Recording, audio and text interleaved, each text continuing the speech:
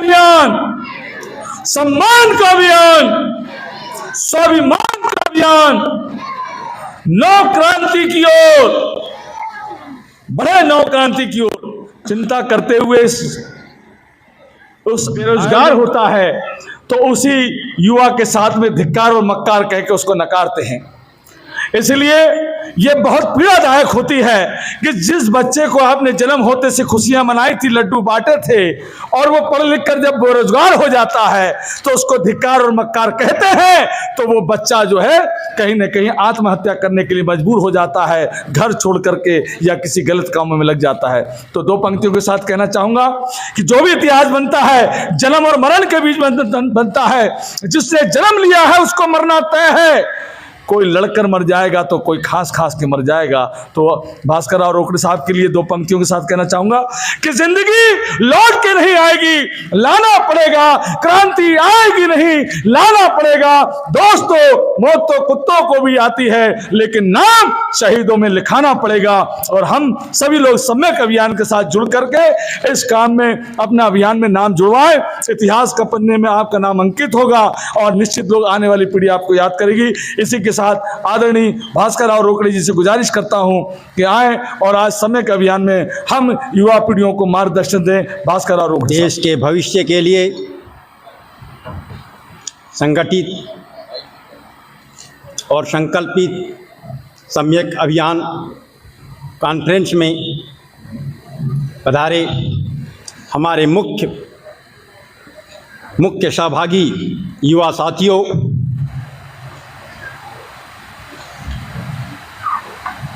अन्याय के खिलाफ जूझते वंचितों के लिए संघर्ष करने वाले हमारे पत्रकार बंधुओं, मंचासीन पूर्व मंत्री भाई पीसी शर्मा जी, श्री शर्मा जी एक ऐसे नेता हैं जो सुबह 8 बजे से रात 2 बजे तक निरंतर लोगों से मिलते रहते हैं। वे मेरे पास आए, उन्होंने बताया कि साहब हम कितनी सारी उपलब्धि क्यों ना हासिल कर ले, वो सब बेकार है यदि युवाओं के रोजगार के लिए कुछ न कर पाए।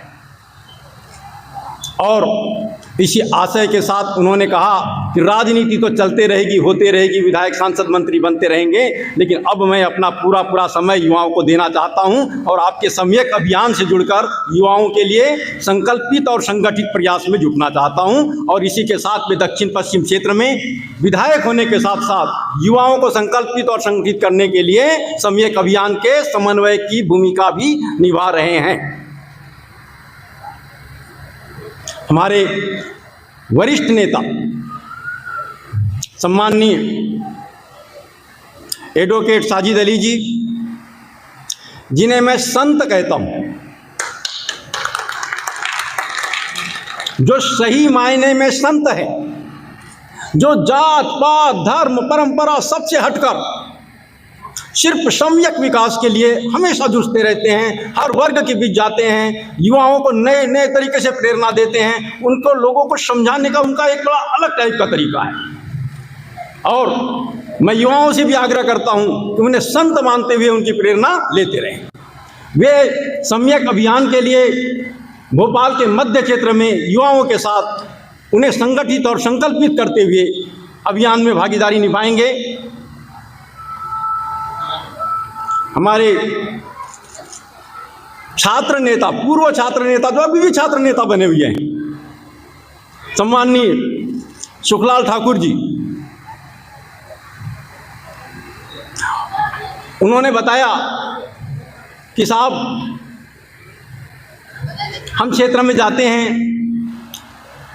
तरह तरह की समस्या लोग गिनाते हैं, लेकिन सारी समस्याओं का निदान तो हमें समझ में आता है, बेरोजगारी की समस्या का निदान समझ में नहीं आता।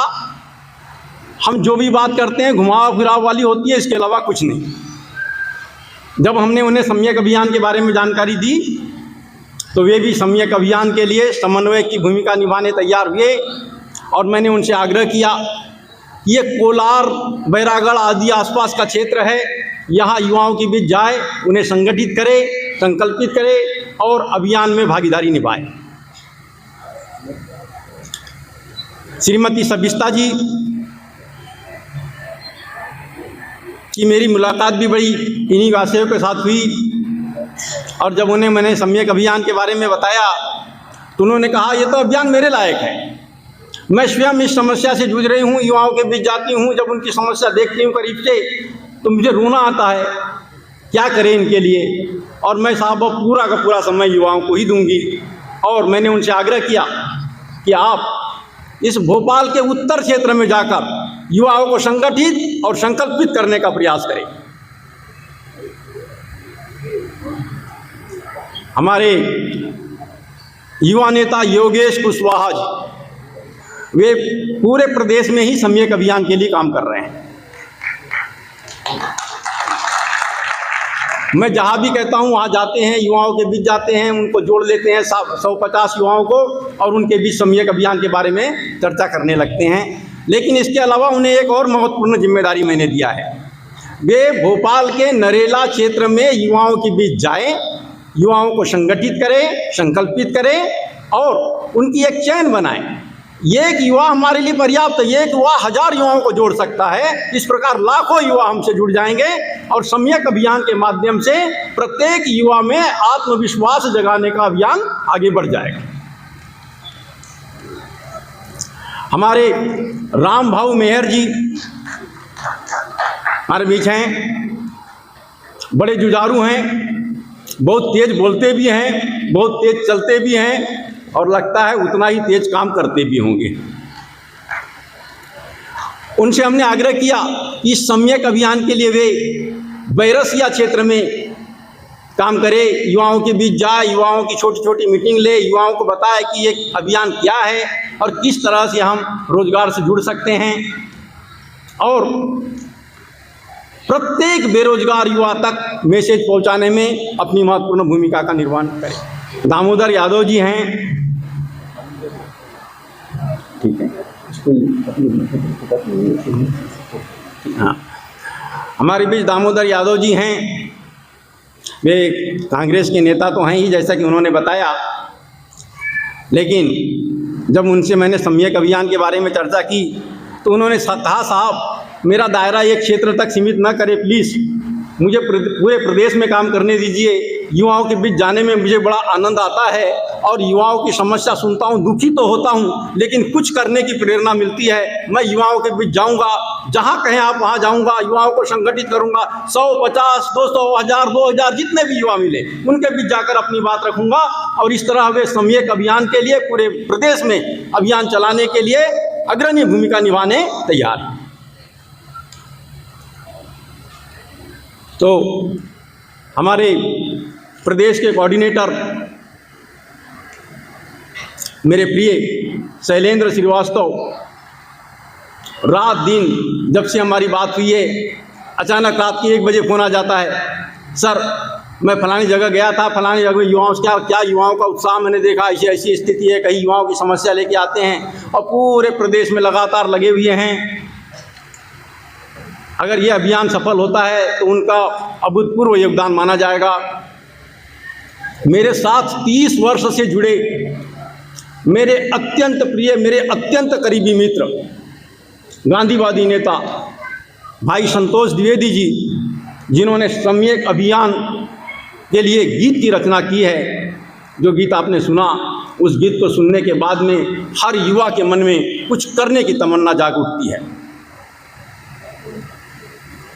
प्रदेश के भिन्न भिन्न जिले से आए सम्यक अभियान के समन्वयकगण भाई आसिफ जकी जी, बालाघाट से पधारे भाई उदय सिंह नकपुरे जी, भाई शेषराम रांगडाले जी, भाई जुगल शर्मा जी, भाई सम्राट सिंह जी, दतिया से पधारे भाई अशोक सिंह दांगी जी, भाई प्रभुदयाल जोहरे जी, हमारे डॉक्टर जी सी गौतम जी जो रायसेन से पधारे हैं, नंदू रावत जी, जो देवास से बता रहे हैं और भिन्न भिन्न जिले से आए सभी समन्वयकगण जो सम्यक अभियान में महत्वपूर्ण भूमिका निभा रहे हैं। अब मैं विषय पर आना चाहता हूँ। सबके मन में एक बात आ रही होगी, ये सम्यक अभियान है क्या गया है। पहली बात तो यह स्पष्ट करना चाहता हूँ, यह राजनीतिक मंच नहीं है, राजनीतिक अभियान नहीं है और ना ही आंदोलन है। आंदोलन कहने की भूल ना करें, क्योंकि आंदोलन चलाने वाले कई बार दिशाहीन हो जाते हैं, लेकिन अभियान कभी दिशाहीन नहीं होता, मिशन कभी दिशाहीन नहीं होता। मिशन हमेशा एक लक्ष्य को केंद्रित करके चलता है। तो युवा साथियों, इसे आंदोलन मानकर चाहे जितनी ही समस्या आपके सामने क्यों ना आ जाए, आप लोग धरना, प्रदर्शन, रैली, चक्का जाम, बाजार बंद जैसी गतिविधियों में भाग न ले, ये मेरा आग्रह है। और किसी कलेक्टर, मंत्री, मुख्यमंत्री आदि को ज्ञापन बिल्कुल ना सौंपे। अरे जिन लोगों के पास देने के लिए कुछ भी नहीं है, उनको ज्ञापन देने से क्या फायदा।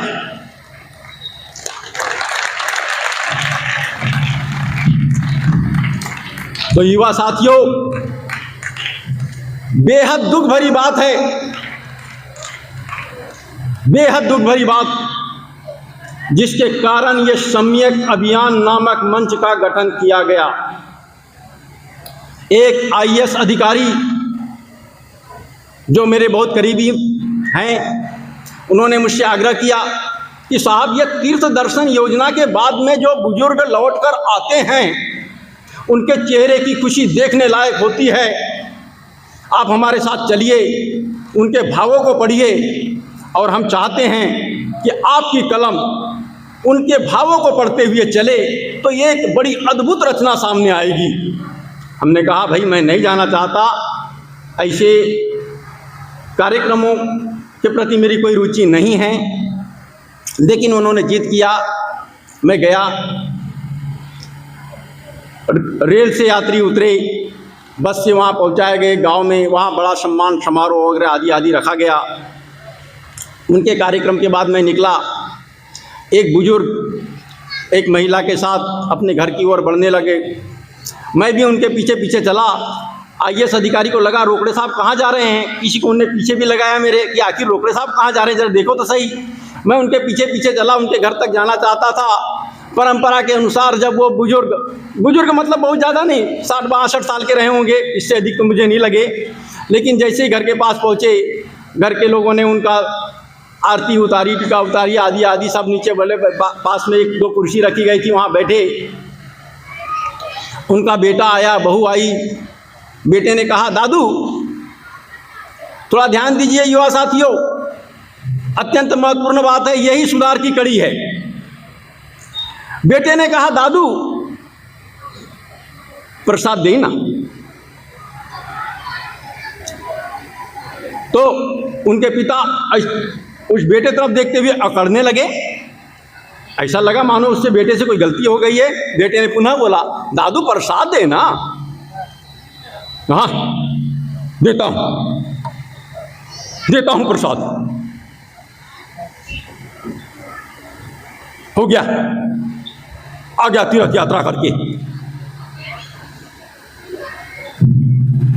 अरे वो श्रवण कुमार जिसने मेरे को तीर्थ यात्रा करा दिया, भला हो उसका। तेरे भरोसे रहता तो क्या तीर्थ यात्रा जाता, मैं मर जाता ऐसे ही। अरे निकम्मे, तेरे को मैंने पढ़ाया, इंजीनियर बनाया, और जब देखो तब तू पैसे की बात करता है। अब मर भी जाऊंगा तो चलेगा। हो गया, अब तीर्थ यात्रा तो करके आ गया। बेटा इस बात को सुनते सुनते भाव विभोर हो उठा, उसके आंखों से आंसू निकलने लगे। देखने से मुझे लगा वो बच्चा कब कपा रहा है, बमुश्किल 28 से 30 साल की उम्र रही होगी। उस बच्चे को रोते देखकर मैं अपने आंखों के आंसुओं को नहीं रोक पाया मित्रों, नहीं रोक पाया। मैं उस बच्चे के पास गया, उसको गले से लगाया, बोला बेटा धैर्य रख। बैठ गया। मैं उस पिता से पूछा कि भैया ये बताइए इस लड़के का कितना दोष है कि ये बेरोजगार है, और वो जो श्रवण कुमार दिख रहा है उसने इसके साथ क्या किया आपको मालूम है? और ये बहू की तरफ देख रहे हैं जिसको आपने शादी करा के लाया, जो MBA पढ़ी लिखी है, तो इसकी पढ़ाई लिखाई में क्या कमी है? क्यों ऐसा बोल रहे हो? बेटा इधर रो रहा है, बहू उधर रो रही है, और शादी के समय आपने झूठ बोल के शादी कराया, तो इसमें बेटे का क्या दोष है? जब मैंने पूरी बातें की तो वो माता पिता भी कपकपा उठे कि सचमुच हम कितना बड़ा पाप कर रहे हैं। आप सोच सकते हैं युवा साथियों, कितनी दुख भरी दास्तान है ये, कितनी दुख भरी बात है कि एक व्यक्ति एक बड़े बजट को मुख्यमंत्री तीर्थ दर्शन योजना के नाम पर युवा बुजुर्गों को तीर्थ पर ले जाने के लिए खर्च कर रहे हैं, युवाओं को रोजगार नहीं दे रहे हैं, युवाओं को अपने।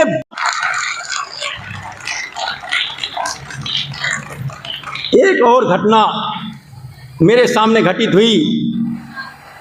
रीवा का रहने वाला एक लड़का मेरे पास आया,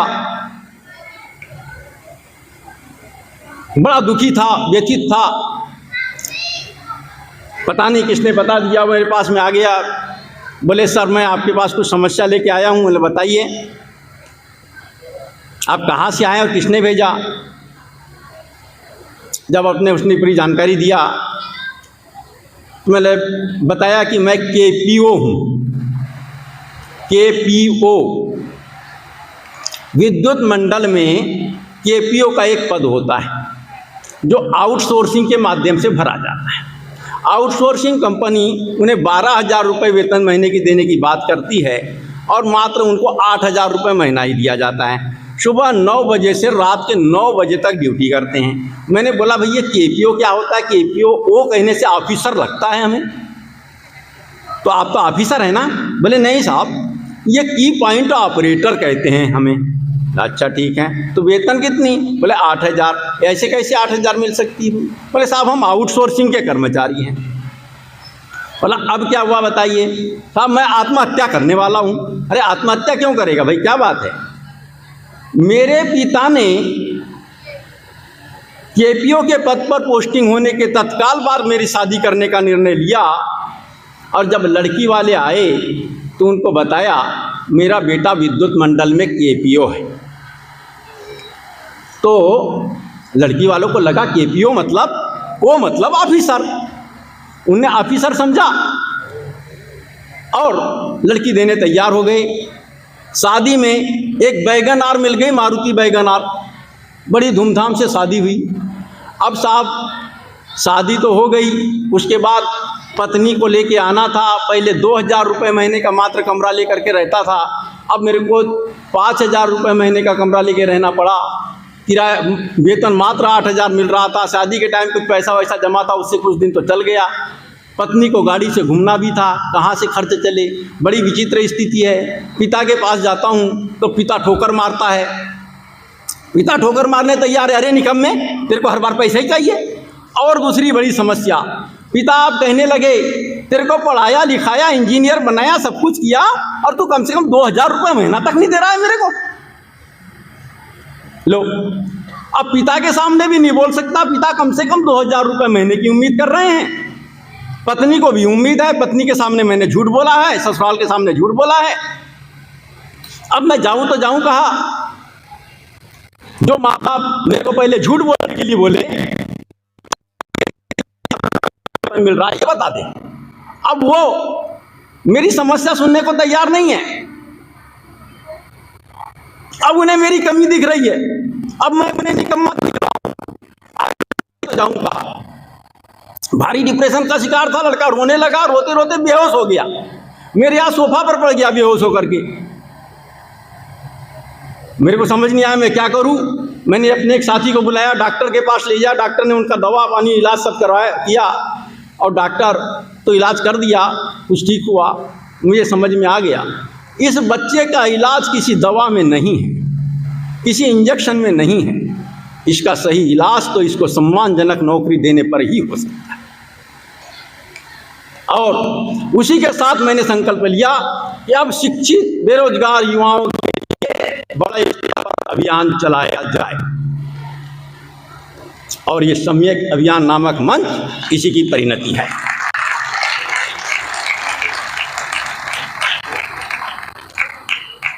तो युवा साथियों,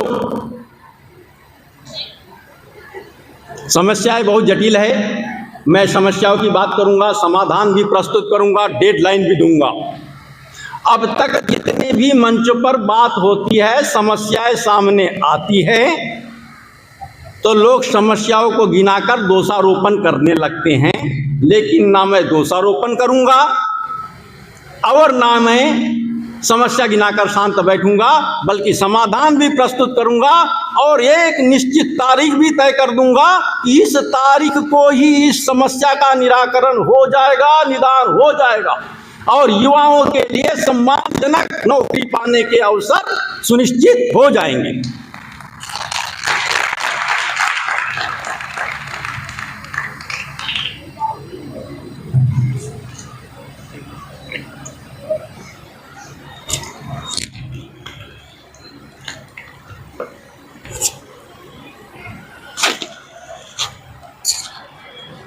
तो युवा साथियों, अब बिल्कुल ध्यान देके सुनिएगा और मंचासीन साथियों से मैं अपील करता हूं, मेरा आग्रह है कि नेतागिरी बहुत हो जाएगी, काम बहुत होंगे, अपॉइंटमेंट्स बहुत होंगे, मीटिंग बहुत होगी, किसको गिराना, किसको उठाना, किसको नेता बनाना, किसको हराना, किसको जिताना, ये तो आप बहुत कर लेंगे। लेकिन आज युवाओं की बात हो रही है, युवाओं के समस्याओं का समूल निराकरण होने की बात हो रही है और इस सम्यक अभियान के लिए आपको भागीदारी निभाना ही है, निभाना ही पड़ेगा। नहीं तो आगे जाकर कोई भी नेता युवाओं के सामने झूठी बात बोलकर खड़ा नहीं हो पाएगा। युवा साथियों,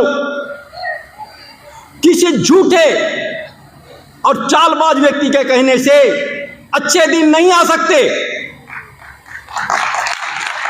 यदि अच्छे दिन लाना है तो आप लोगों को संगठित होना पड़ेगा, संकल्प लेना पड़ेगा और उस संकल्प के अनुरूप अपने कदम आगे बढ़ाने पड़ेंगे, तभी अच्छे दिन आएंगे। तो एक मैं पहली समस्या की ओर जाना चाहता हूं। मध्य प्रदेश सहित देश के सभी राज्यों में सरकारी अधिकारियों कर्मचारियों की सेवानिवृत्ति आयु 58 साल थी। दक्षिण के राज्य में तो 56 साल ही थी। लेकिन मध्य प्रदेश सरकार ने देखा कि यार प्रति माह की आखिरी तारीख को सेवानिवृत्त होने वाले अधिकारियों कर्मचारियों को ग्रेच्युटी और पीएफ आदि की राशि देनी पड़ती है, जो बहुत बड़ी राशि होती है। अकेले मध्य प्रदेश में ही प्रति माह 400 करोड़ रुपए और साल भर में 5000 करोड़ रुपए देने पड़ते हैं। यदि 2 साल तक सेवानिवृत्ति आयु बढ़ा दी जाए, ये 10,000 करोड़ रुपए बचाकर हम दूसरे कामों में लगा सकते हैं और हमारी आर्थिक स्थिति अभी संभल सकती है। इस आशय के साथ मध्य प्रदेश सरकार ने सरकारी कर्मचारियों की सेवानिवृत्ति आयु 2 साल बढ़ा दी, 60 साल कर दी। मैंने सोचा यार ये 2 साल तो सेवानिवृत्ति आयु बढ़ा दिया इनने, सरकारी अधिकारी कर्मचारी कितने खुश है पता नहीं, लेकिन युवाओं से तो युवाओं के बारे में कुछ कह नहीं सकते। युवा कहाँ जाए, युवा आंदोलन भी नहीं कर सकते, सड़क पर भी नहीं उतर सकते, क्योंकि उनको अपने भविष्य का डर है। अगर वो सड़क पर उतर गए तो कोई FIR वगैरह हो गई तो क्या होगा। युवाओं की स्थिति देखिए, पढ़ाई पूरी होने के बाद में, युवा साथियों आप जानते होंगे, पढ़ाई पूरी होने के बाद में मात्र 2 साल तक सरकारी नौकरी का इंतजार करते हैं, कंपटीशन एग्जाम की तैयारी करते हैं। उसके बाद अगर नौकरी नहीं लगी तो वो और अधिक धैर्य नहीं रख सकते, परिवार की स्थिति भी सपोर्ट नहीं करती, तब वो क्या करते हैं, कोई भी प्राइवेट नौकरी करने लगते हैं, छोटा मोटा काम अपना शुरू कर देते हैं। तो 2 साल तो बच्चों का, 2 बैच के बच्चों का भविष्य तो बर्बाद हो गया। अब 2 बैच के बच्चों का भविष्य तो बर्बाद हो गया, लेकिन मैंने सोचा ये सरकारी अधिकारी कर्मचारी कितने खुश हैं 2 साल सेवानिवृत्ति आयु बढ़ने पर, जरा इनसे भी तो पूछा जाए जा करके। मैं भिन्न भिन्न ट्रेड यूनियन के पदाधिकारियों से जाकर मिला। मैंने बोला भैया 2 साल तो सेवानिवृत्ति की आयु आपकी ऐसी ही बढ़ गई, पदोन्नति का भी लाभ मिलेगा, वेतन वृद्धि का भी लाभ मिलेगा, आप तो बेहद खुश हैं, आपको तो लॉटरी खुल गई आप लोगों की। उन्होंने कहा काहे की लॉटरी खुली, हमारे साथ तो बेहद बड़ा धोखा हुआ है, आपको दिखाई नहीं दे रहा है। हमने बोले कैसे भाई बताइए आप। बोले साहब जब से हमको नौकरी लगती तब से हमारी ग्रेजुएटी पीएफ की आदि की राशि को सरकार का वित्त विभाग निवेश प्रणाली में डाल देता है, और जब हमारी 25 साल की नौकरी होती है तब तक छोटे से छोटे कर्मचारी का 20 लाख रुपए से बड़े का 80-90 लाख रुपए सरकार के पास जमा हो जाता है।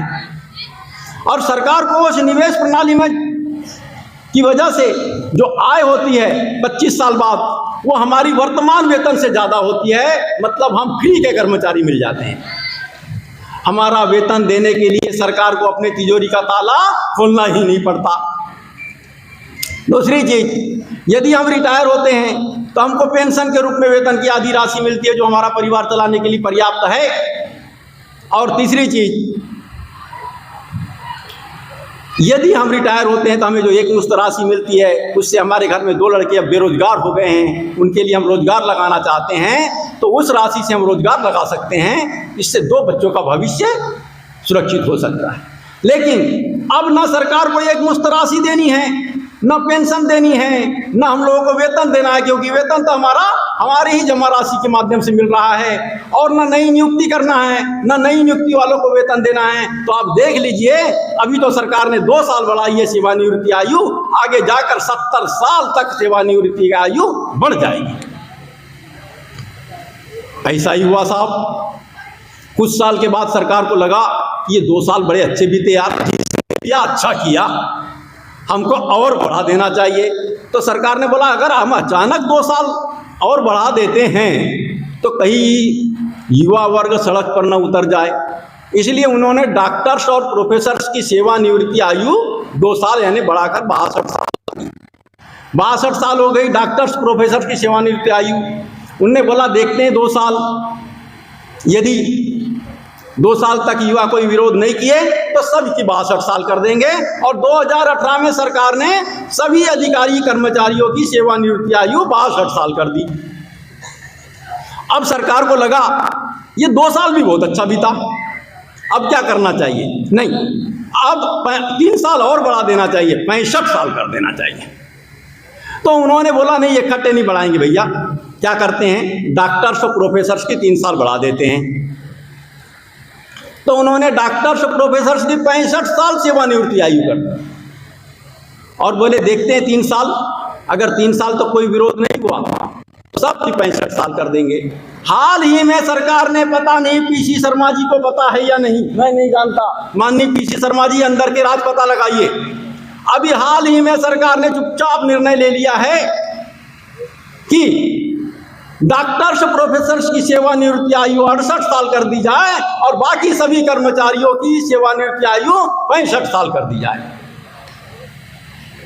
अब बताइए जब सरकारी अधिकारी कर्मचारी सेवानिवृत्ति ही नहीं होंगे तो हमारे युवाओं को नौकरी कैसे मिलेगी? पद ही खाली नहीं होंगे तो नौकरी कैसे मिलेगी? सोचने लायक बात है। ये तो धीरे धीरे 70 साल की ओर बढ़ रहे हैं, ये तो बड़ा खतरनाक मामला हो गया। तो मैंने इस बारे में खूब गंभीरता से अध्ययन किया, खूब चिंतन किया, खूब बारीक आंकड़े जुटाए कि आखिर क्या हो सकता है, और एक संकल्प लिया। आखिर इसका समाधान तो चाहिए ना भाई, कुछ तो करना पड़ेगा। तो संकल्प हमारा ये है कि हम 1 जनवरी 2024 को युवा दिवस मनाएंगे।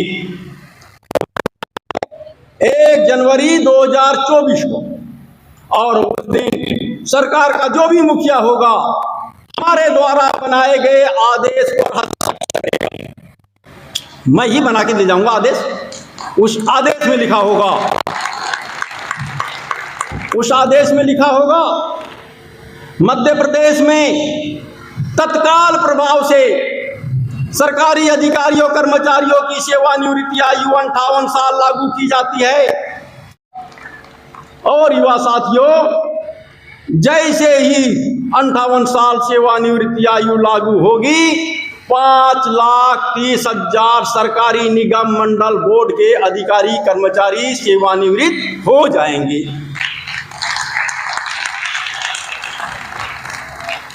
और जब 5,30,000 सरकारी अधिकारी कर्मचारी सेवानिवृत्त होंगे तो 1 जनवरी 2024 से 31 जुलाई 2024 के बीच 7 महीने की अवधि में 5,30,000 युवाओं के लिए सम्मानजनक नौकरी की व्यवस्था सुनिश्चित हो जाएगी। यह हमारा संकल्प है आप लोगों के साथ, और ये पूरा करके रहेंगे। ऐसा बर्दाश्त नहीं किया जा सकता कि युवा घर में सोता रहे और बुजुर्ग पिता जोड़ों के दर्द के लिए क्रीम लगाते हुए बीपी की दवा खा के नौकरी करता रहे। कैसे बर्दाश्त हो सकता है? युवा साथियों, अब मैं दूसरे अत्यंत जटिल मुद्दे पे आ रहा हूं, अत्यंत कष्टकारी बात पे आ रहा हूं। हमारा देश जब स्वतंत्र हुआ, हमारे देश के नीति निर्धारकों को श्रमिकों की चिंता हुई, जो स्वाभाविक थी। बंधुआ मजदूर प्रथा भी बहुत ज़्यादा चल रही थी, तो श्रमिकों की चिंता की वजह से सन 1948 में संसद में न्यूनतम मजदूरी अधिनियम पारित किया गया, जिसमें अकुशल, अर्धकुशल और कुशल श्रमिकों के लिए अलग अलग वेजेस तय किए गए।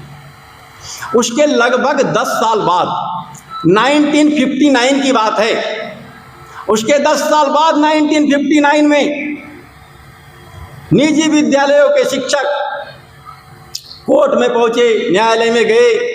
उन्होंने कहा, साहब ये न्यूनतम मजदूरी अधिनियम है और हमें इतना कम वेतन मिल रहा है, मजदूरों से भी कम वेतन मिल रहा है। तो न्यायालय ने कहा, जो कानून श्रमिकों के लिए बना है वह शिक्षकों पर लागू नहीं होता। उसके बाद टेक्नीशियन, टेक्नोक्रेट, मैनेजर, सुपरवाइजर आदि भिन्न भिन्न ग्रेड के कर्मचारी भी न्यायालय गए, क्योंकि उन्हें भी मजदूरों से कम वेतन मिल रहा था।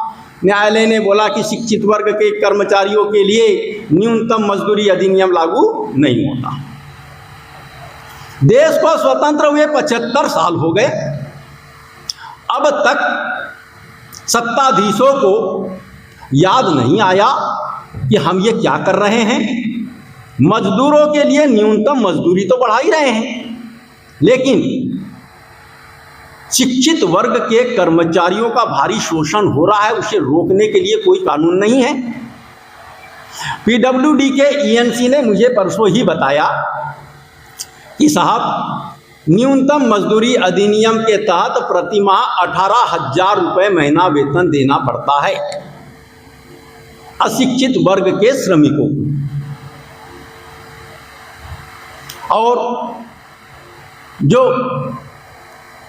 ठेके के माध्यम से, आउटसोर्सिंग के माध्यम से कर्मचारी आए हैं, वो 8-10 हज़ार रुपये महीने में काम कर रहे हैं और वो इंजीनियरिंग पढ़े हुए हैं। ये बेहद दुखद बात है। तो ये बेहद चिंताजनक बात है। प्राइवेट स्कूल के शिक्षक को अभी भी मात्र 3,000 रुपये महीने मिल रहे हैं। प्राइवेट क्षेत्र में लिपिक का काम करने वाले को अभी भी मात्र 7,000 रुपये महीने मिल रहे हैं। प्राइवेट स्कूल में इंजीनियर मात्र 10,000 रुपये माह में मिल जाता है। सरकारी स्कूल के शिक्षक को 22,000 से शुरुआत होती है, प्राइमरी वाले को भी। सरकारी के लिपिक की शुरुआत 28,000 रुपये महीने से होती है, और सरकारी विभाग में कोई इंजीनियर जाता है तो उसको 42,000 रुपये महीना देना होता है। कितना बड़ा अंतर है, कितनी बड़ी खाई बन रही है। ये बेहद कष्टदायी है। इसके बारे में जितना कुछ कहा जाए कम है। तो मैंने इस सम्यक अभियान के माध्यम से संकल्प लिया है कि 1 जनवरी 2024 को जिस दिन हम युवा दिवस मनाएंगे उस दिन सरकार के सामने तैयार किया गया अध्यादेश के लिए जो फॉर्मेट होगा, मध्य प्रदेश में तत्काल प्रभाव से न्यूनतम वेतन अधिनियम लागू किया जाता है, जिसके तहत शासकीय क्षेत्र के LDT, Utd, lecturer, assistant professor, LDC, UDC, steno एवं भिन्न भिन्न पदों पर कार्यरत अधिकारियों कर्मचारियों के लिए जो न्यूनतम वेतन निर्धारित है वो भी देना होगा।